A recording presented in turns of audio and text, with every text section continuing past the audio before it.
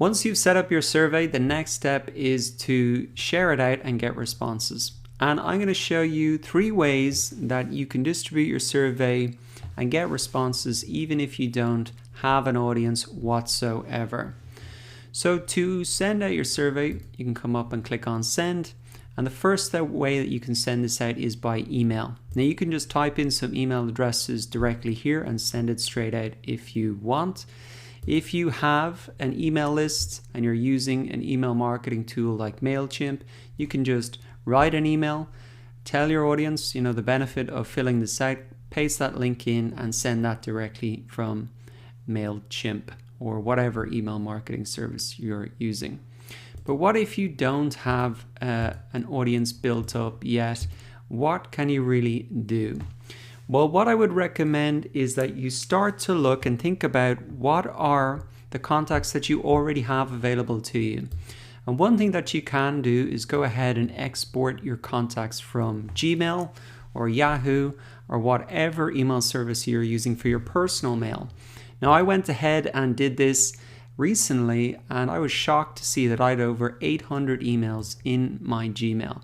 Now, am I saying that you should go ahead and just spam everybody in your inbox with your survey? No, I'm absolutely not saying you should do that. What I am saying is once you export your Gmail contacts, you're going to get an Excel sheet full of all of your contacts. And I would go down through each person one by one and say, would this really help them? Or would they even know somebody that they could forward this on to? And I guarantee you're going to get 10 to 15 people at least out of your contacts that you can send the email directly to.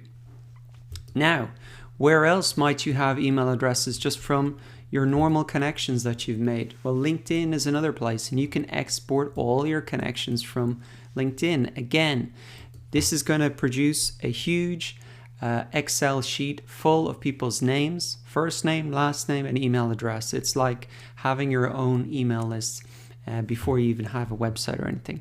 So once again, I'm not saying you should spam everybody. I'm saying you probably have people in your contacts already on Gmail or LinkedIn that you can send the survey directly out to. And if not, you're going to have at least one person who knows where you should be sending this email to. Maybe they know certain Facebook groups, etc. that you should post in. So that was the first way to share your survey, email. Now there is one important point that I want to stress about email, and that is the subject line. You can see by default here, the subject line is I've invited you to fill in a form. Now, how many people do you think are going to open that if they see that in their inbox? Probably none. They're just going to skip on over the email and won't even read it.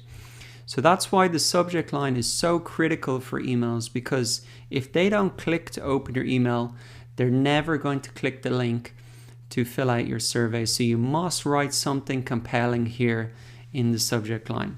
Now, if you leave this by default, that's not going to work. Even if you change it to something like, can you spare a few minutes and fill in my survey? That's not going to work either. Why? Because there's no benefit to the customer or the potential customer. Can you spare a few minutes? What's the benefit for me? I'm not going to open that, sorry. So you need to come up with something that's going to get people to open. Now, if you have an audience, something that I've done before is saying, I'm creating new courses for you, or I'm creating a new course, makes it sound even more specific, for you, and I'd love your input. So you can see the benefit here is that I'm creating something for them already, and it's going to be a course, so they know what the product is, and it's for them, and I'm just asking for their feedback. And people will happily give their feedback because they want to solve their own problems, and they're going to help you solve their problems. So there's a clear benefit for them is what I'm trying to say. Now, another thing that if you don't have an audience, how are you going to catch their attention? Well, I'll tell you one subject line that actually caught my attention very recently. Hey Dara, could I try to solve your problems as an online instructor? So this was actually an email that just someone sent me, and I opened it, And the reason was because they didn't say, can you fill out my survey? They said, could I try to solve your problems? They didn't guarantee that they were going to. And that kind of hints at that they're gathering some feedback. And they specifically said as an online instructor. So they had taken the time to actually figure out what I do, and they want to help solve my problems. And I can tell you, as an online instructor, I have a lot of problems, a lot of things that are difficult to do. And if someone can help me with that, well, then I'm going to open the email. So that is something that you could easily copy and use for whatever your thing is. Hey, could I try to solve your problems to become financially independent? Could I try and solve your problems to, whatever, with Adobe Effects? Whatever it is, you can really copy and paste that in, and I guarantee you're going to get a lot of people opening your email and responding to it. Okay, so that wraps up email as the first way to distribute your survey. I've talked about ways to do it if you have an audience and if you don't have an audience.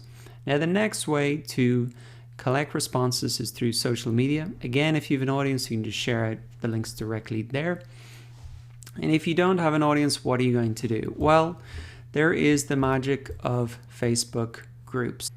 So all you want to do is type in your keyword or your topic or your niche in here. So let's just say something like, financial independence. This is something I'm interested in, and come across, and let's look at the groups here. So if I had some sort of solution, or I was a coach that helped people become financially independent, I would be posting my survey into these groups and getting some responses from them. Now, what you can also do is, this really works for any different type of niche, vegans, Dublin vegans. There's thousands of people in these groups. And remember that you'll probably have to join the group. That might take a day or two to get approved. And then once you're in the group, you just want to have a look and check out the group rules. So let's have a look at these. For this one, don't give out personal details, etc. Let's see. So you want to read these rules just quickly for any group, because you don't want to be banned from the group, or you don't want to kind of upset the atmosphere that they've created in there. So some groups, for example, they only allowed you to post links on a certain day. And so you just respect that and wait for that day and post the survey in then. So as well as Facebook groups, there are also groups on LinkedIn. So let's just quickly head over there. And again, it's the same thing that you want to do. Not just put a link to your survey in there and say, fill this out and help me. You want to say, hey guys, I'm curious what your biggest problems are as, say, vegans in Dublin. And, fill out my survey below. I'm happy to share the results, and let's brainstorm some solutions to them. That's something very positive. You're there to help them. And again, you're not just there to really, get their money and run off into the sunset or whatever you want to do. Now, LinkedIn is an opening for me, but it's the very same process over there. Now, let's look at the final way that you can go ahead and get responses to your survey, and that's to use forums. So all you need to do is, once again, go to Google, type in whatever your niche or keyword is, and then just put forum there, and up is going to pop up a lot of forums. This really works for anything, any different niches that you have. You can see there's a lot of them here. Even you can go into Reddit and things like that. And so forums are just another place that you can post your survey and get responses. The people are out there already. And so you might not be able to post it into one Facebook group or one LinkedIn group, or maybe someone will delete your post. That's going to probably happen. But there are thousands of groups across all those three methods that I've showed you. So you are going to get responses to your survey if you just stick with it. So to recap, we've looked at 3 different ways to distribute your survey even if you don't have an audience. Email. So to recap, we've looked at 3 different ways to distribute your survey and get responses even if you don't have a survey. And we talked about some tips and tricks in terms of really getting responses, and that's your subject line and the way that you post it into those different social media groups.